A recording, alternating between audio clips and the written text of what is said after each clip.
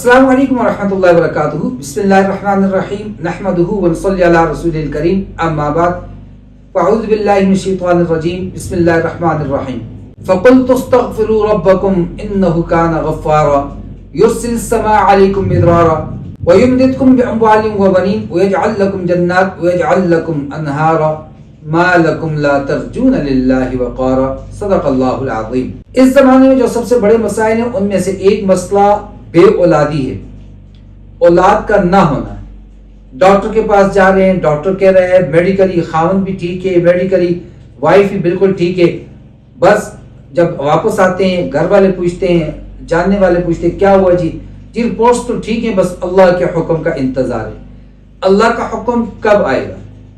اللہ چاہے بیٹے دے، اللہ چاہے بیٹیاں دے. اللہ تبارک و تعالیٰ سورۃ الشورى کے اندر فرماتے ہیں یخلق ما یشاء، جس کو چاہتا ہے تخلیق کرتا ہے. یہب لمن یشاء اناث، جس کو چاہتے ہیں بیٹیاں دیتے ہیں. ویہب لمن یشاء الذکور، جس کو چاہتے ہیں بیٹے دیتے ہیں. او یزوجہم، جس کو چاہتے ہیں دونوں دیتے ہیں، ذکران و اناثا، مرد بھی عورت بھی، مذکر بھی مؤنث بھی. ویجعل من یشاء عقیما، جس کو چاہتا ہے بانجھ بنا دیتا ہے. وہ دینے پہ آئے تو ایسی عمر میں دیتا ہے کہ حضرت ابراہیم علیہ السلام کو فرشتے آ کے خوشخبری دے رہے ہیں. کس کی؟ بیٹے کی. وَمِن وَرَاءِ اسحاق یعقوب، ایک بھی نہیں دو، اسحاق اور پھر یعقوب. اور بیوی کے کانوں میں یہ آواز پڑتی ہے، قرآن کہتا ہے فَضَحِكَتْ، وہ حیرت سے ہنس پڑی اور کیا کہہ رہی ہے؟ آلدو میں بچہ پیدا کروں گی. انا عجوز، بوڑھی ہو چکی ہوں، آئسا ہو چکی ہوں، ہے ہی نہیں، زمین ختم. وَهَذَا بَعْلِي شَيْخًا، یہ بھی بڈھا کھوسٹ. نعوذ باللہ، یہ ترجمہ میں محاورتاً کر رہا ہوں کہ یہ بھی گیا کم تو، یہ بھی کسی کام دا نہیں رہے. ہون ساڈی اولاد ہونی ہے، ہون آپ بچہ دیں گے. حیرت سے ہنس پڑی. عجیب بات سن رہی ہوں میں. تو فرشتوں نے کیا کہا؟ اتعجبین من امر اللہ، وہ اللہ کی بندی اور تو اللہ کی قدرتوں میں حیرت کا اظہار کر رہی ہے، جبکہ تم اپنی آنکھوں سے رحمت اللہ وبرکاتہ علیکم اہل البیت، اس کی رحمتیں برکتیں تو تم پہ پہلے سے اللہ تبارک و تعالیٰ دکھا رہے ہیں. بیٹے اللہ دیتا ہے، بیٹیاں اللہ دیتا ہے. دے ککڑ گھن پتر، ایسا کوئی نہیں ہے میرے بھائی، بالکل نہیں ہے. اتنے آسان سودے ہوتے تو ڈاکٹروں کے پاس جانا، دوائیاں لینی، 1000 روپے ڈاکٹر کی دوائی فیس لے رہے، اتنے میں تو 2 مرغیاں آ جاتی ہیں، 2 دے دیتے مرغیاں اور 2 پتر لے لیتے. ایسا کچھ بھی نہیں میرے بھائی. اللہ چاہیں اس عمر میں دے دیں کہ جب آدمی کی سوچ نہ ہو، اللہ چاہیں تو اس حالت میں دے دیں. زکریا علیہ السلام اپنی بیوی کے بارے میں کہتے ہیں وَامْرَأَتِي عَاقِرَةٌ، میری بیوی بانجھ ہے، اور پھر بھی اللہ اولاد دے رہے ہیں. لہذا اللہ کے خزانے میں کمی نہیں. اب آتے ہیں کہ اگر اولاد نہیں ہو رہی تو ایسا کون سا عمل ہے، ایسا کون سا وظیفہ ہے کہ جو اولاد بھی دے سکتا ہے اور پھر مانگتے بھی سارے اولاد نرینہ ہیں. تو ایک چھوٹا سا واقعہ آپ کو بتاتے ہیں، شاید اس میں ہمیں ساری بات سمجھا جائے. حضرت جنید بغدادی رحمۃ اللہ علیہ، ان کے پاس ایک شخص آیا اور اس نے کہا حضرت مجھے کوئی ایسا عمل بتا دیجئے جس کو میں کثرت کے ساتھ کروں اور اللہ تبارک و تعالی مجھے باغات دے دے، پھل دے دے، فصلیں دے دے. انہوں نے کہا استغفار کیا کرو. دوسرا آیا پانی کی شکایت لے کر، کہا استغفار کیا کرو.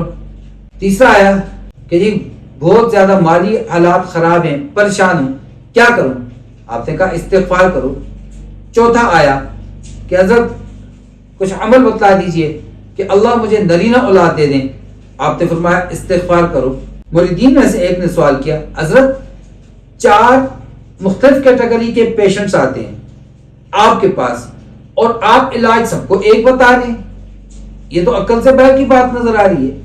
ایک مانگ رہے دولت، ایک مانگ رہے اپنی زمینوں کے لیے فصل، ایک مانگ رہے پانی، ایک مانگ رہے نرینہ اولاد، اور آپ چاروں کو ایک ہی بتا رہے ہیں استغفار کرو استغفار کرو. تو انہوں نے کہا کیا تم سورہ نوح نہیں پڑھتے ہو؟ حضرت نوح علیہ السلام نے اپنی قوم کو کیا کہا تھا؟ فقلت، میں تم سے کیا کہہ رہا ہوں، استغفروا ربکم، اپنے رب سے استغفار کرو، معافی مانگو. انہ کان غفارا، بے شک وہ بہت زیادہ معاف کرنے والا ہے. یرسل السماء علیکم مدرارا، وہ تم سے آسمان سے تمہارے اوپر پانی برسائے گا، وَيُمْدِدْكُمْ بِأَمْوَالٍ وَبَنِينَ، اور تمہیں مضبوط کرے گا، طاقت دے گا، تمہیں مال کے ساتھ، تمہیں بیٹوں کے ساتھ، وَيَجْعَلْ لَكُمْ جَنَّاتٍ، اور تمہارے لیے باغات بنا دے گا، باغات کھڑے کر دے گا، فصلیں پیدا کر دے گا، وَيَجْعَلْ لَكُمْ أَنْهَارًا، تمہاری سوکھی ہوئی نہروں میں پانی بہا دے گا۔ وہ اللہ ہے۔ اب اس کی طرف متوجہ ہیں۔ استغفار کا کیا مطلب ہے؟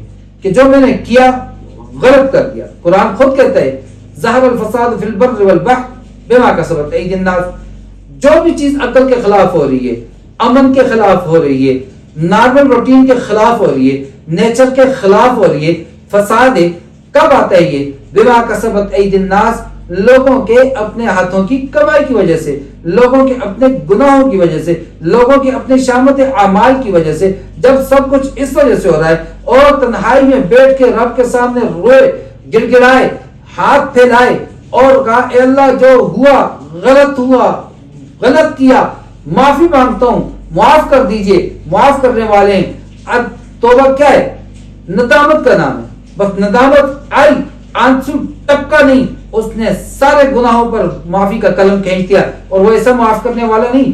اللہم انک عفو تحب العفو۔ حضرت عائشہ رضی اللہ تعالی عنہ و ارضاہ کو آپ صلی اللہ تعالی علیہ وسلم نے دعا سکھائی شب قدر کی، کیا؟ اے اللہ انک عفو، تو سراپا معافی ہے، تحب العفو، معافی کو پسند کرتا ہے۔ کون سی معافی؟ وہ معافی قیامت والے دن انسان کے اعضاء گواہی دیں گے، نام اعمال گواہی دے گا۔ انسان کہے گا مال ھذا الکتاب، اور کیا ہو گیا اس نام اعمال کو؟ نہ کوئی چھوٹا گناہ چھوڑا، نہ کوئی بڑا چھوڑا۔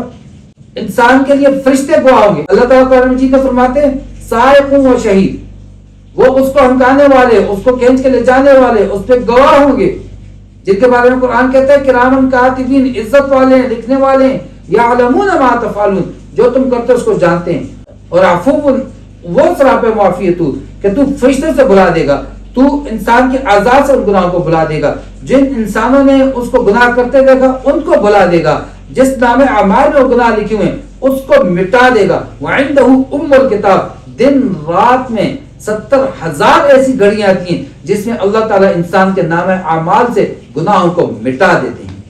تو جب استغفار کریں گے، جب اپنی خرابیوں کا، شامت اعمال کا اقرار کریں گے، اپنی کمزوریوں کا اعتراف کریں گے، اپنی بے بسی کا اعتراف کریں گے، وہ رب ہے، وہ تعریف پہ خوش ہوتا ہے، وہ مانگنے پہ خوش ہوتا ہے۔ جب معافی مانگیں گے اللہ بیٹے بھی دے گا، مال بھی دے گا، اللہ فصلوں میں برکتیں بھی عطا فرمائے گا، اللہ بورنگ میں، کنویں میں، ندی نالوں میں پانی بھی لے کر آئے گا۔ وہ اللہ ہے۔ تو سب سے بڑا وظیفہ وہ استغفار ہے۔ ہر وقت اللہ سے اپنے کردہ نہ کردہ، جانے میں انجانے میں، چاہ کر نہ چاہ کر، طوعاً او کرہا، خوشی سے یا بادل ناخواستہ، جو بھی گناہ ہو گیا، جو بھی کمی ہوگی، بس اللہ سے مانتے رہیں، استغفار کرتے رہیں۔ اللہ رب العزت وَيَرْزُقْهُ مِنْ حَيْثُ لَا يَحْتَسِبُ، ایسی جگہ سے رزق دیں گے۔ حدیث کا مفہوم ہے جب بندہ استغفار کو لازم پکڑتا ہے، اللہ تعالیٰ من کل ضیق، ہر تنگی سے مخرجہ، اس کے لیے راستہ نکالتے ہیں۔ وَيَرْزُقْهُ مِنْ حَيْثُ لَا يَحْتَسِبُ، اور اس کو ایسی جگہ سے رزق عطا کرتے ہیں جہاں سے اس کو گمان بھی نہیں ہوتا۔ اور رزق کیا ہے؟ بیٹا رزق ہے، بیٹی رزق ہے، مال و دولت رزق ہے، فصل کا ہونا رزق ہے، تجارت کا ہونا رزق ہے، پانی کا ہونا رزق ہے، صحت کا ہونا رزق ہے، اعضاء کا سلامت ہونا رزق ہے، خوبصورت ہونا رزق ہے۔ جب یہ ساری چیزیں رزق کے مفہوم میں داخل ہیں تو پھر کیوں نہ ہم سارے کے سارے سب سے بڑے وظیفے کی طرف آ جائیں، جو اس نے ہمیں سارے مسائل کو حل کرنا ہے، ساری پریشانیوں کو، ساری بیماریوں کو، ساری بلاؤں کو ٹالنا ہے۔ تو وہی وہ سب سے بڑا وظیفہ، وہ اپنے گناہوں کا اعتراف اور اللہ سے آئندہ نہ کرنے کے عزم کے ساتھ معافی مانگنا۔ اللہ تبارک و تعالیٰ سارے مسائل کو، ساری پریشانیوں کو، ساری بیماریوں کو، ساری ڈپریشنوں کو دور فرما دیں گے۔ تو میرے بھائیو، استغفار کو میں بھی لازم پکڑوں گا، آپ بھی لازم پکڑ لیجئے۔ کومنٹس باکس میں آئیں، ضرور بتائیں کون کون ایسا میرا بھائی ہے کہ جس نے اپنے اوپر آئندہ استغفار کو لازم کر دیا ہے۔ انشاءاللہ میں بھی کروں گا، آپ بھی کیجیے گا۔ اللہ رب العزت مجھے اور آپ سب کو ہدایت کاملہ نصیب فرمائیں۔ اللہ تبارک و تعالیٰ مجھے اور آپ کو عمل کرنے کی توفیق عطا فرمائیں۔ وما علینا الا البلاغ۔ السلام علیکم ورحمۃ اللہ وبرکاتہ۔